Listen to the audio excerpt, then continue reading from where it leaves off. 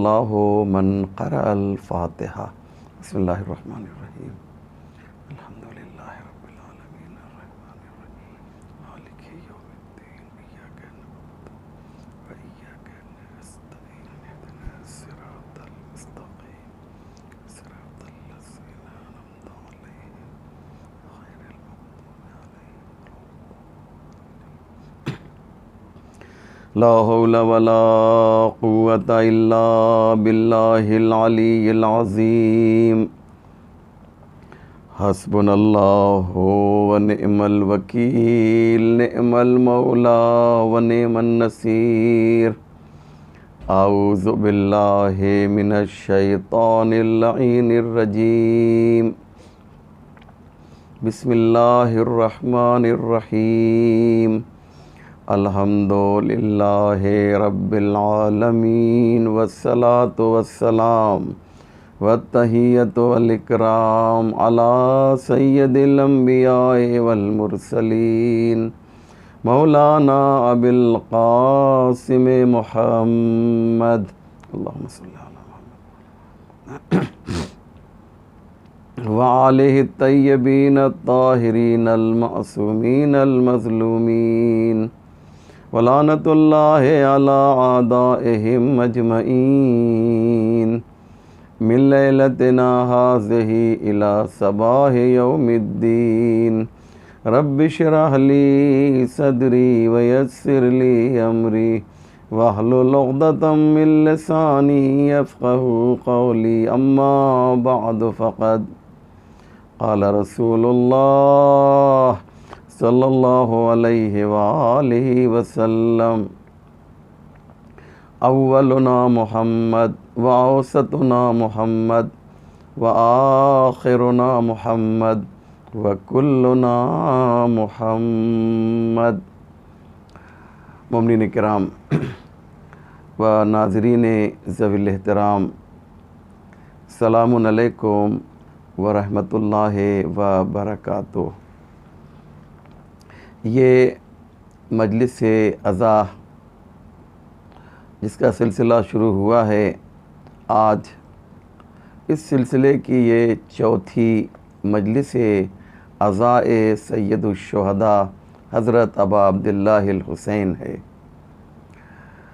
اس سے پہلے 3 مجلسوں میں یہ کوشش کی گئی کہ پیغام کربلا کیا ہے، پیغام اسلام کیا ہے، اسے پیش کیا جائے۔ آج میں یہ چاہتا ہوں کہ ایک بہت ہی اہم بات جو ہمارے لیے بہت ضروری ہے، اور جوان مسلسل ایک سوال کرتے ہیں، اسی کا جواب آج کی مجلس میں دیا جائے گا کہ ہمارے یہاں نام کی اہمیت ہے یا کیریکٹر اور کردار کی اہمیت ہے۔ یہ سوال بہت ہوتا ہے، جو بالخصوص ہمارے جوان یہ کہتے ہیں۔ پیغمبر نے یہ اعلان کیا کہ اولنا محمد و اوسطنا محمد و آخرنا محمد و کلنا محمد۔ ہمارا پہلا بھی محمد ہے، ہمارا درمیانی بھی محمد ہے، ہمارا آخر بھی محمد ہے، اور ہم سب کے سب محمد ہیں۔ یہ حدیث آپ سب کی سنی ہوئی ہے۔ الحمدللہ بے برکت مجلس امام حسین بہت سی باتیں آپ تک پہنچی ہوئی ہیں۔ ہم لوگ تو صرف ان واقعے کے ذریعے سے نتیجہ آپ کی خدمت میں پیش کرتے ہیں۔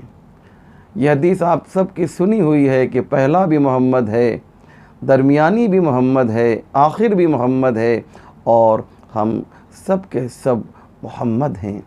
لیکن ایک سوال کرنے والا امام جعفر صادق علیہ السلام کی خدمت میں آیا اور کہتا ہے، مولا یہ حدیث جو ہمارے درمیان مشہور ہے کہ پیغمبر اسلام نے فرمایا کہ ہم سب کے آپ کے بارے میں کہ ہم سب کے سب محمد ہیں، کیا یہ حدیث صحیح ہے؟ مولا نے فرمایا ہاں، یہ حدیث بالکل صحیح ہے، پھر سوال کرنے والے نے سوال کیا، مولا یہ بتائیے کہ اس حدیث، اگر یہ حدیث صحیح ہے کہ پیغمبر اسلام نے فرمایا ہمارا پہلا بھی محمد ہے، ہمارا درمیانی بھی محمد ہے، ہمارا آخر بھی محمد ہے، اور ہم سب کے سب محمد ہیں، تو ایک سوال پھر میں آپ سے کر رہا ہوں کہ ہم جو دیکھتے ہیں وہ کچھ اور ہے، کیوں؟ اس لیے کہ ان میں کوئی علی نظر آ رہا ہے، کوئی حسن نظر آ رہا ہے، کوئی حسین نظر آ رہا ہے، کوئی جعفر نظر آ رہا ہے، کوئی موسیٰ نظر آ رہا ہے۔ آپ یہ فرما رہے ہیں کہ آپ کے جد یہ فرما رہے ہیں کہ سب کے سب محمد ہیں، لیکن دیکھنے میں تو کوئی جو سب کے سب محمد نظر نہیں آ رہے ہیں۔ امام نے قرآن منگوایا اور آنے والے شخص کے سامنے قرآن کھول کر یہ اعلان کیا، یہ بتاؤ کہ یہ کیا ہے؟ اس نے کہا یہ قرآن ہے۔ بہت توجہ کیجئے گا، اس نے کہا یہ قرآن ہے۔ امام نے قرآن کو کھولا اور اب سوال کیا کہ یہ بتاؤ کہ یہ کون سا سورہ ہے؟ اس نے کہا سورہ الحمد ہے۔ پھر امام نے ایک اور سورہ کے بارے میں پوچھا، مثلاً یہ کون سا سورہ ہے؟ اس نے کہا سورہ بقرہ ہے۔ یہ کون سا سورہ ہے؟ یہ سورہ رحمان ہے۔ یہ کون سا سورہ ہے؟ یہ سورہ یاسین ہے۔ یہ کون سا سورہ ہے؟ یہ سورہ واقعہ ہے۔ یہ کون سا سورہ ہے؟ یہ سورہ قدر ہے۔ ایک ایک سورہ کو امام نے جو ہے اس سے پوچھا، اس نے بتایا یہ فلاں سورہ ہے، یہ فلاں سورہ ہے۔ امام نے قرآن کو بند کر دیا اور کہا اب بتاؤ جو میرے ہاتھ میں ہے وہ کیا ہے؟ اس نے کہا یہ قرآن ہے۔ توجہ کر رہے ہیں نا؟ اس نے کہا یہ قرآن ہے مولا، یہ قرآن ہے۔ امام نے کہا بس جس طریقے سے قرآن صامت ہے اسی طریقے سے قرآن ناطق بھی ہے۔ جس طریقے سے قرآن ناطق کھلتا ہے تو اس میں کوئی سورہ الحمد نظر آتا ہے، کوئی سورہ یاسین نظر آتا ہے، کوئی سورہ رحمان نظر آتا ہے، بند ہو جاتا ہے تو قرآن نظر آتا ہے۔ اسی طریقے سے قرآن ناطق ہے، جب یہ کھلتا ہے تو اس میں کوئی علی نظر آتا ہے، کوئی حسن نظر آتا ہے، کوئی حسین نظر آتا ہے، کوئی زین العابدین نظر آتا ہے، بند کر دیا جاتا ہے تو محمد نظر آتا ہے۔ آپ اندازہ لگا رہے ہیں محترم؟ یہ ہے کہ نام کی اہمیت ہمارے یہاں نہیں ہے، یہ سب کے سب محمد ہیں۔ محمد کس اعتبار سے؟ کیریکٹر کے اعتبار سے سب کے سب محمد ہیں، کردار کے اعتبار سے سب کے سب محمد ہیں، علم لدنی کے اعتبار سے سب کے سب محمد ہیں، عصمت کے اعتبار سے سب کے سب محمد ہیں، خدا سے رابطے کے اعتبار سے سب کے سب محمد ہیں، طہارت کے اعتبار سے یہ سب کے سب محمد ہیں۔ لیکن اب ایک سوال جو میں نے عرض کیا شروع میں کہ بہت کامن ہو گیا ہے، اور بہت سے لوگوں نے یہ سوال مجھ سے بھی کیا اور آپ سے بھی کیا ہوگا، لہذا میں آپ سے دست ادب جوڑ کر گزارش کروں گا کہ میری گفتگو کو اور میرے عرائض کو پوری توجہ کے ساتھ ضرور سماعت فرمائیے گا۔ بات بہت ہی امپورٹنٹ اور بہت اہم کرنے جا رہا ہوں۔ جوانوں کا سوال یہ ہے کہ پروردگار عالم نے 12 اماموں کے ناموں کو قرآن میں کیوں نہیں رکھا؟ اگر نام قرآن میں رکھ دیا جاتا تو سارا جھگڑا ختم ہو جاتا۔ بھائی یوں نام ہوتا کہ محمد مصطفیٰ کے بعد علی مرتضیٰ، علی مرتضیٰ کے بعد حسن مجتبیٰ، حسن مجتبیٰ کے بعد سید الشہداء، اور ان کے بعد یہ پورا سلسلہ جلیلہ جو ہے، اس طرح سے اگر قرآن میں ان کے نام آ جاتے تو زیادہ سے زیادہ 2 سطریں تو خرچ ہوتی، لیکن سارا جھگڑا تو ختم ہو جاتا، سارا اختلاف تو ختم ہو جاتا۔ بہت توجہ کیجئے گا، جوانوں کا یہ سوال ہے، میں چاہتا یہ ہوں کہ اس سوال کا جواب اس مجلس حسین کے ذریعے سے دیا جائے۔ میں اس سے پہلے بھی عرض کر چکا ہوں، اگر مجلس حسین کے پلیٹ فارم سے اگر یہ جواب نہیں دیا جائے گا تو پھر وہ کون سا پلیٹ فارم ہوگا جہاں سے جواب دیا جائے گا؟ تو سنیں عزیزو، سنیں اس کا جواب کیا ہے۔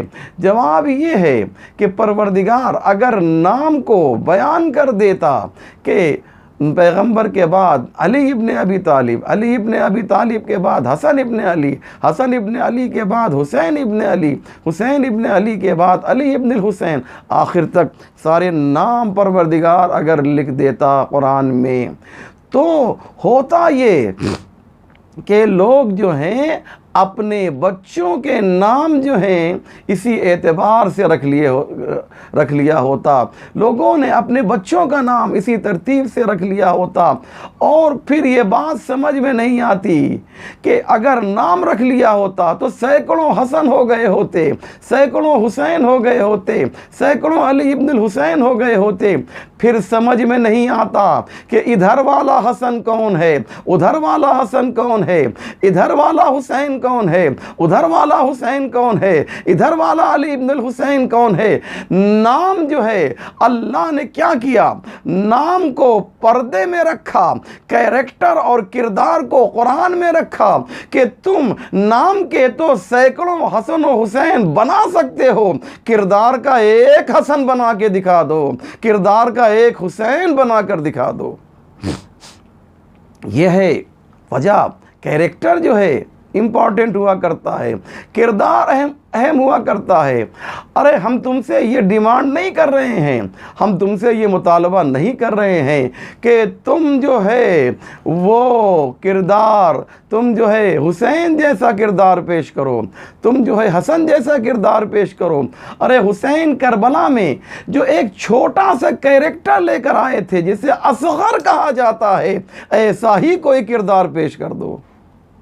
آپ غور کر رہے ہیں، توجہ کر رہے ہیں ناظرین محترم؟ ایسا ہی کردار پیش کر دو جو ایک چھوٹا سا ہے کردار، جو چھوٹا سا کیریکٹر ہے جسے اصغر کہا جاتا ہے، ایسا ہی ایک کردار پیش کر دو۔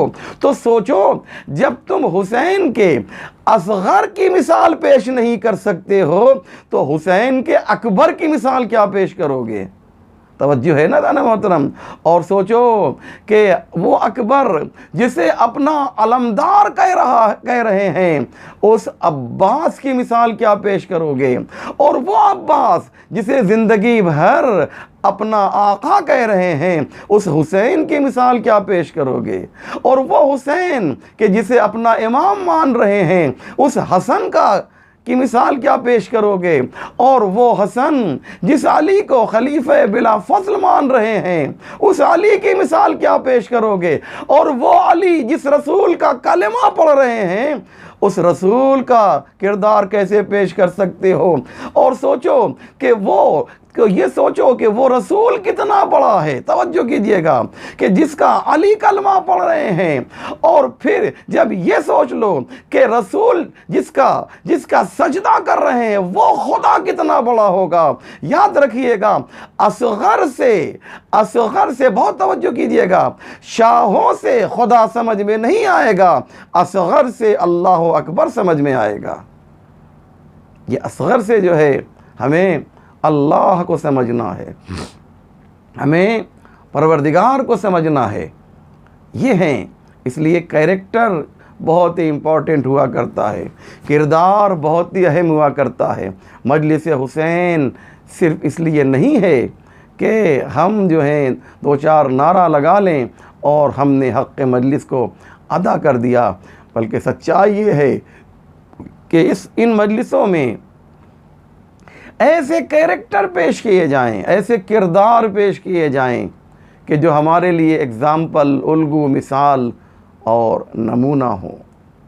اور الحمدللہ ہمارے درمیان، میں ائمہ معصومین کی بات نہیں کر رہا ہوں، تو بہت بلند ہیں ہمارے درمیان، ان کے جو غلام ہیں، اگر ان کے کیریکٹر کو اور ان کے کردار کو ہم دیکھیں گے تو یاد رکھیں عزیزو، ان کا کیریکٹر اور ان کا کردار بھی ایسا زرین ملے گا، چمکتا ہوا ملے گا کہ جو ہم سب کے لیے نمونہ عمل ہے۔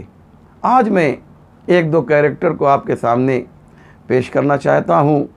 کیوں؟ اس لیے کہ ہمارے جوان یہ سمجھیں کہ ایک مومن واقعی اسے کیسا ہونا چاہیے۔ واقعہ یہ بھی آپ کا سنا ہوا ہے الحمدللہ، لیکن مجھے لطف یہ آتا ہے کہ وہ واقعہ جو آپ کا سنا ہوا ہو اسے بیان کیا جائے، تاکہ اس سے جو نتیجہ مجھے نکالنا ہے وہ بآسانی نکالا جا سکے اور واقعے کی تفصیل میں نہ جایا جائے، تاکہ کچھ وقت ہمیں مل سکے مجلس حسین کے لیے۔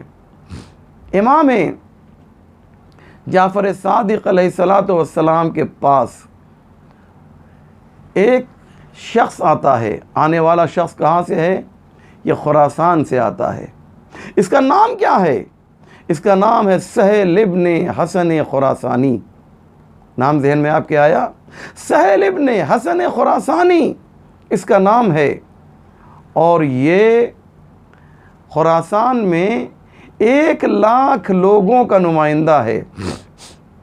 1,00,000 लोगों में से 10,000 का इंतखाब हुआ, 10,000 मोमिनीन में से 1,000 का इंतखाब हुआ, 1,000 में से 100 का, 100 में से 10 का, और 10 में से इस शख्स का इंतखाब हुआ है। मोमिन को कैसा होना चाहिए आप ज़रा अंदाज़ा लगाएं, उसका ईमान कैसा होना चाहिए। और इस वाक़े को हम सुने ताकि हम ये समझें कि ईमान किसे कहा जाता है, ईमान वाक़ई किसे कहा जाता है। क्या लिप सर्विस से, ज़बानी जमा खर्च से हम ईमान को साबित कर सकते हैं, या ईमान अमल के ज़रिए साबित होता है? ये मेरी गुफ्तगू का मौजू है। तवज्जो कीजिएगा दाना मोहतरम। ये जो बात मैं अर्ज़ कर रहा हूँ, ये वो शख्स है जिसका नाम सहल इब्न हसन खुरासानी है। ये आता है मदीने आता है और इमाम जाफ़र सादिक़ अलैहिस्सलाम के पास आता है और कहता है, मौला खुरासान में 1,00,000 तलवारें आमादा और तैयार हैं, आप हुक्म दें ताकि हम लोग क़याम करें और वो हुकूमत जो हुकूमत इस्लामी है उसका क़याम कर सके आपकी इमामत और आपकी पेशवाई में। तवज्जो कीजिएगा। ये शख्स जो है इमाम से कहता है, इमाम मुस्कुराते हैं। अब इमाम क्यों मुस्कुरा रहे हैं? अभी तक तो बात समझ में नहीं आई, लेकिन थोड़ी देर में बात समझ में आ जाएगी कि इस मुस्कुराहट का राज क्या था। इमाम मुस्कुराए। कभी कभी मुस्कुराहट मुस्बत होती है, खुशी की अलामत होती है, और कभी मुस्कुराहट इस बुनियाद पे होती है कि सामने वाला जो कह रहा है उसमें हमें कुछ डाउट है, कुछ शक है। अलबत्ता इमाम को कोई डाउट नहीं है, ये तो मैं आम मिसाल दे रहा हूँ। इमाम को तो यकीन है कि आने वाला शख्स कैसा है। इमाम अभी उससे गुफ्तगू ही कर रहे थे कि इतने में देखा कि हारून मक्की आ गए। अल्लाह अकबर। हमारी जानें कुर्बान हो जाएं इस इमाम के चाहने वाले पर, इस मुहिब इमाम पर, इस मुहिब अहले बैत पर, इस आशिक़ मोहम्मद वाले मोहम्मद पर। हारून मक्की आए। कहते यह है कि उनके हाथ में एक लकड़ी थी और उस लकड़ी के अंदर एक गट्ठर था जो अपने कंधे पे लिए हुए इमाम की खिदमत में आए। जैसे ही इमाम की खिदमत में आए, चाहते हैं कि सलाम के बाद दस्तबोसी करें, मुसाफिहा करें, लेकिन इमाम ने कहा, हारून हारून ये जलते हुए तनूर में कूद जाओ। अलबत्ता यहाँ पर मैं एक बात और अर्ज़ कर दूँ कि जब उसने ये कहा, जब इस सहल इब्न हसन खुरासानी ने कहा कि आप आवाज़ बुलंद कीजिए, क़याम कीजिए, 1,00,000 तलवारें साथ में हैं आपके, तो इमाम ने जो है कहा तनूर रोशन किया जाए, या तनूर पहले से रोशन था। इमाम ने कहा कि इस तनूर में कूद जाओ।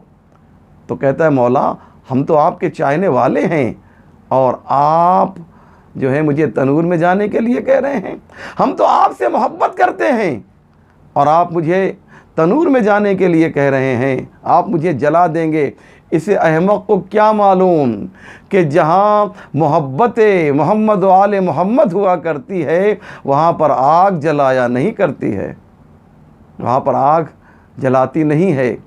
बहरहाल इस थोड़ी देर के बाद इमाम उससे बात कर रहे थे कि इतने में हारून मक्की आ गए। हारून मक्की आए तो हारून मक्की ने, बहुत तवज्जो कीजिएगा, आते ही इमाम को सलाम किया। चाहते हैं कि मुसाफिहा करें, लेकिन इमाम कहते हैं, हारून इस तनूर में कूद पड़ो, इस तनूर में कूद पड़ो। इमाम कहते हैं कूद जाओ। वो उनके हाथ में, मैंने बुज़ुर्ग उलमा से सुना है کہ ان کے ہاتھ میں ایک لکڑی تھی اور لکڑی میں ایک گٹھر تھا۔ اب تو یہ سب چیزیں دکھائی نہیں دیتی ہیں، لیکن پرانے زمانے میں جو بزرگ ہیں وہ جانتے ہیں کہ پہلے لوگ ایک لاٹھی کے اندر گٹھر کو رکھتے تھے، ڈالتے تھے اور اسے کندھے پر لے کر سفر کیا کرتے تھے۔ ہارون میں گٹھر کے یا میں گٹھری کے اور چھڑی کے وہ تنور میں چلے گئے، تنور میں کود گئے جناب ہارون۔ امام نے کہا ڈھکن ڈھانک دیا جائے۔ اب یہ شخص جو ہے، جو امام کا چاہنے والا تھا اور امام کی محبت کا دم بھر رہا تھا، اس نے فوراً جو ہے کہا مولا آپ نے اسے جلا دیا، یہ تو آپ کا چاہنے والا تھا۔ اندر سے پریشان ہے، امام مطمئن ہیں لیکن یہ مضطرب ہے، امام مطمئن ہیں لیکن یہ پریشان ہے۔ جب امام نے دیکھا، محسوس کر لیا کہ کافی پریشان ہو گیا ہے، کہا چلو چل کر اپنے دوست کا حال دیکھتے ہیں، اس کی خیریت دریافت کرتے ہیں۔ میں نے بہت بڑی بات کہہ دی۔ یہ دوست کون کہہ رہا ہے؟ یہ امام جعفر صادق علیہ السلام اسے دوست کہہ رہے ہیں۔ مبارک ہو ہارون مکی کہ تمہیں امام دوست کہہ رہے ہیں۔ وہ کتنا بلند ہے کہ لسان معصوم جسے دوستی کی سند دے دے۔ اللہ اکبر۔ جناب ہارون مکی کے قریب گئے، ڈھکن اٹھایا تو کیا دیکھا؟ وہ نماز میں مشغول ہیں، سجدے میں مشغول ہیں۔ اے ہارون مکی، یہ کون سا سجدہ کر رہے ہو؟ یہ کون سی عبادت کر رہے ہو؟ بہت توجہ کیجئے گا۔ عجب نہیں کہ ہارون مکی آواز دیں، میں سجدہ شکر کر رہا ہوں تاکہ دنیا والوں کو معلوم ہو سکے کہ جو زبان سے مولائی ہونے کا دعویٰ کرتا ہے وہ اور ہے، جو عمل سے مولائی ہونے کا دعویٰ کرتا ہے وہ اور ہے۔ یہ میں نے عمل سے ثابت کیا ہے کہ میں کون ہوں، میں حقیقی مولائی ہوں۔ مولائی دو طرح کے ہو گئے نا۔ یہ سہیل ابن حسن خراسانی، اس کی لپ سروس تھی، یہ زبان سے کہہ رہا تھا کہ میں آپ کا چاہنے والا ہوں، یہ زبان سے کہہ رہا تھا کہ میں مولائی ہوں۔ آج بھی ہمیں ہو سکتا ہے دو طرح کے مولائی ملیں۔ ایک وہ مولائی ہے جو صرف زبانی جمع خرچ کرتا ہے، ایک وہ مولائی ہے جو حرم جناب زینب کی حفاظت کے لیے جان کی پرواہ کیے بغیر جو ہے وہ میدان جنگ میں آ جاتا ہے یا نہیں ہے؟ بہت سے لوگ ہیں، حسن نصر اللہ، یہ میدان جنگ میں آئے، ان کے سپاہی، ان کے چاہنے والے، اور بتایا کہ ہمیں سہیل ابن حسن خراسانی کی طرح نہ سمجھنا، ہم ہارون مکی کے شہدائی ہیں، ان کے نقش قدم پر چل رہے ہیں، ایمان ہم نے ان سے حاصل کیا ہے، ان سے انسپائر ہوئے ہیں۔ ہم صرف زبان سے جو ہے یا علی نہیں کہتے، بلکہ عمل کے ذریعے سے ہم ثابت کرتے ہیں۔ اللہ اکبر۔ اچھا، اب ایک بات اور سن لیجئے کہ ہارون مکی تنور میں کود پڑے، لیکن دو چیزیں یہاں پر ہیں۔ میں چاہتا یہ ہوں کہ میرے جوان اس بات کو سنیں اور سمجھیں کہ دین کیا ہے، اسلام کیا ہے۔ ہارون مکی جب آئے تو انہوں نے صرف سلام کیا، امام نے وعلیکم السلام کہا۔ بہت توجہ کیجیے گا، شاید کوئی بات میں آپ کی خدمت میں پیش کر سکوں۔ وعلیکم السلام کہا، اور وعلیکم السلام جیسے ہی کہا تنور میں کود جاؤ ہارون، تنور میں کود جاؤ۔ ہارون نے مصافحہ نہیں کیا۔ میں کہوں گا اے ہارون مکی، کم سے کم مصافحہ تو کر لیا ہوتا، امام کے ہاتھوں کو چوم تو لیا ہوتا، قدم بوسی تو کر لی ہوتی، پھر تنور میں کودتے۔ عجب نہیں ہارون مکی آواز دیں، یہی تو میں بتانا چاہتا ہوں، یہی تو میں کہنا چاہتا ہوں کہ مصافحہ اس کا ثواب بہت زیادہ ہے۔ صافحوا فإن التصافح یذہب السقیم، مصافحہ کرو کیونکہ اس سے کدورت نکل جاتی ہے۔ جب دو مومن مصافحہ کرتے ہیں تو ان کے گناہ کم ہو جایا کرتے ہیں۔ جناب ہارون کہیں گے مجھے معلوم ہے میں مصافحے کے بارے میں بہت سی حدیثیں جانتا ہوں، لیکن میں یہ بھی تو جانتا ہوں کہ مصافحے کا کتنا بھی ثواب کیوں نہ ہو، کتنی بھی تاکید کیوں نہ ہو، مصافحہ واجب تو نہیں ہے، مستحب ہے۔ لیکن ہمارے سامنے دو چیزیں تھیں، ایک مصافحہ تھا جو مستحب تھا اور سنت تھا، اور دوسرا حکم امام تھا جو واجب تھا۔ جب واجب اور سنت آپس میں ٹکرائیں گے تو سنت کو رکنا پڑے گا، واجب کو آگے بڑھنا پڑے گا۔ میں نے مصافحہ اس لیے نہیں کیا کہ اس کے مقابلے میں حکم امام تھا کہ تنور میں کود پڑو، اس لیے میں تنور میں کود پڑا۔ اندازہ لگانے ذرا محترم، جناب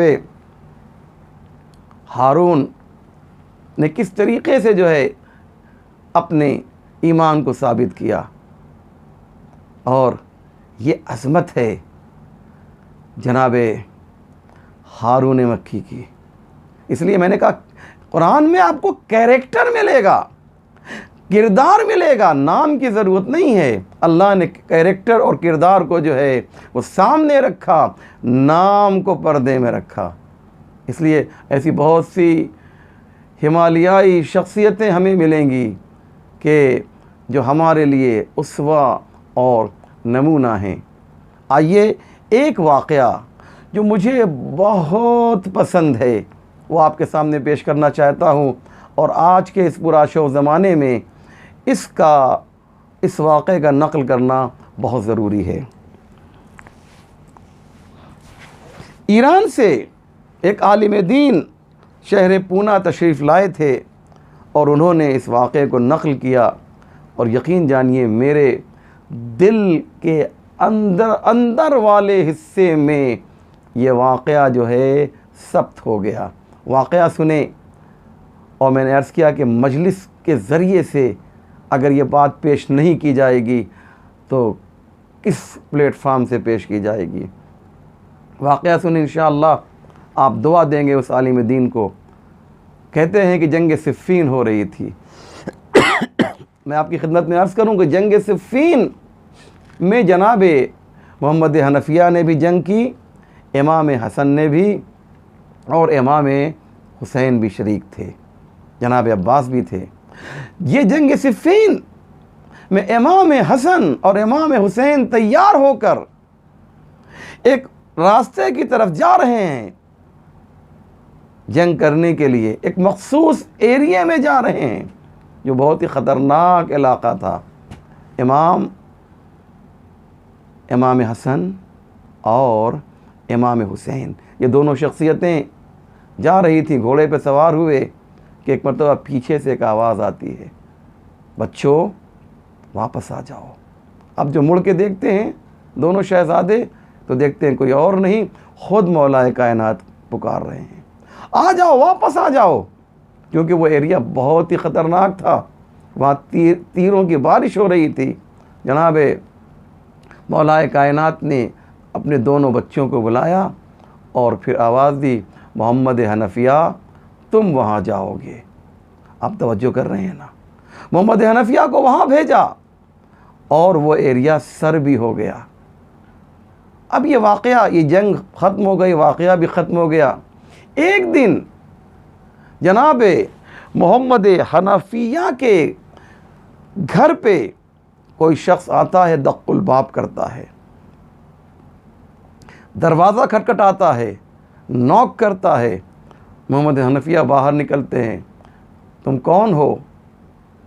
کہا میں آپ کا چاہنے والا ہوں، آپ کا ویل وشر ہوں، آپ کا بہی خواہ ہوں۔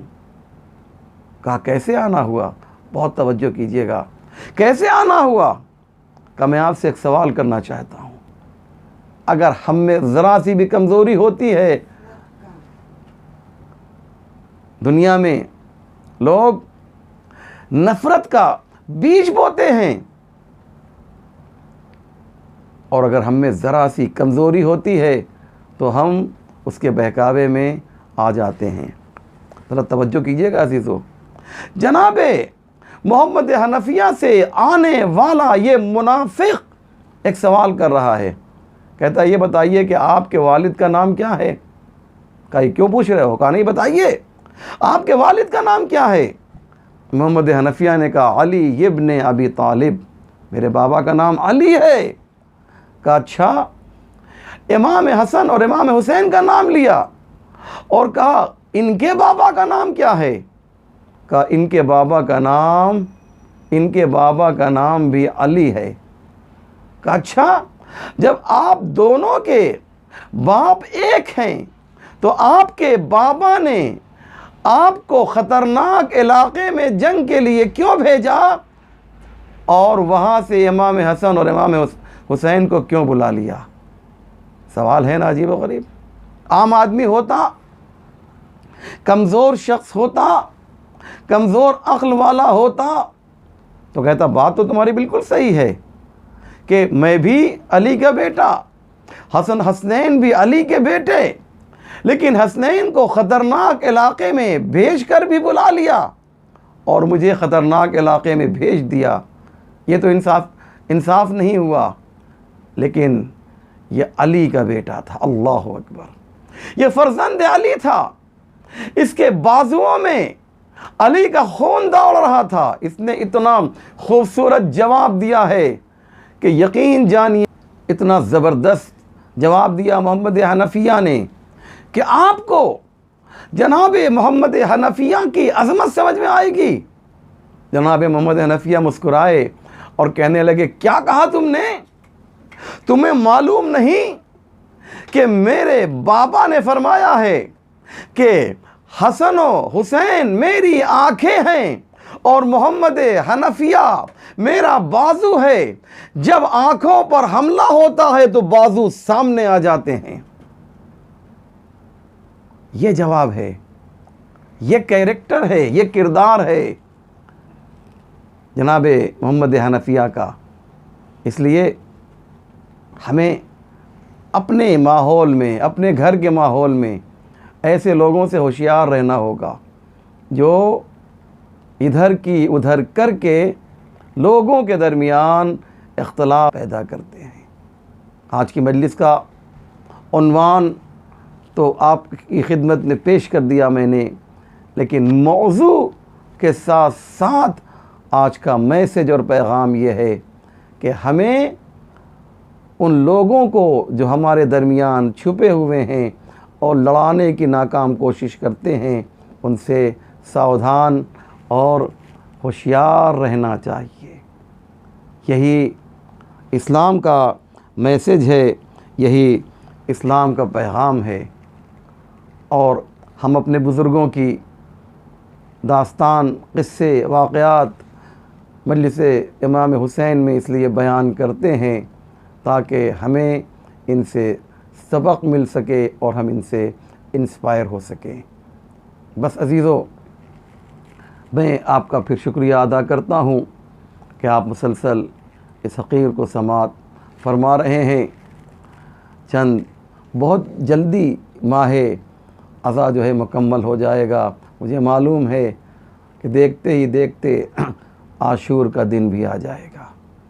ہاں عزادارو، 4 محرم کی شب ہو گئی ہے، اللہ اکبر۔ 4 محرم ابھی فرات کے کنارے سے آج کے دن، کل کا دن جو آئے گا اس میں فرات کے کنارے سے اہل بیت کے خیمے ہٹ جائیں گے، حسین اور حسین والوں کے خیمے ہٹ جائیں گے، اور جب 7 محرم آئے گی تو پانی ختم ہو جائے گا اور ننھے ننھے بچے العطش العطش، ہائے پیاس ہائے پیاس کی صدا بلند کریں گے۔ 4 محرم سے پانی پر پہرا بٹھا دیا گیا اور 7 محرم کو پانی ختم ہو گیا، اور 7 محرم سے امام حسین کے چھوٹے چھوٹے بچے العطش کی صدائیں بلند کرنے لگے۔ میرا دل یہ چاہتا ہے کہ آپ کی خدمت میں یہ عرض کروں کہ حسین نے، جو بھی حسین کے ساتھ کربلا میں آیا، سب کو حسینی بنا دیا تھا۔ یہ مصباح الہدیٰ ہے نا، یہ ہدایت کا چراغ ہے، اور چراغ کا کام یہ ہوتا ہے کہ ایک چراغ سے آپ بہت سے چراغ روشن کر سکتے ہیں۔ یہ وہ چراغ تھا کہ جس نے کربلا میں بہت سے چراغ روشن کر دیے۔ میں نے بہت کتابوں کا مطالعہ کیا، لیکن مجھے کسی کتاب میں نہیں ملا۔ بہت سی کتابیں پڑھیں، لیکن مجھے کہیں یہ نہیں ملا کہ حسین کے کسی بچے نے یہ کہا ہو کہ مولا اب پیاس برداشت نہیں ہو رہی ہے، یزید کی معاذ اللہ بیعت کر لیجئے۔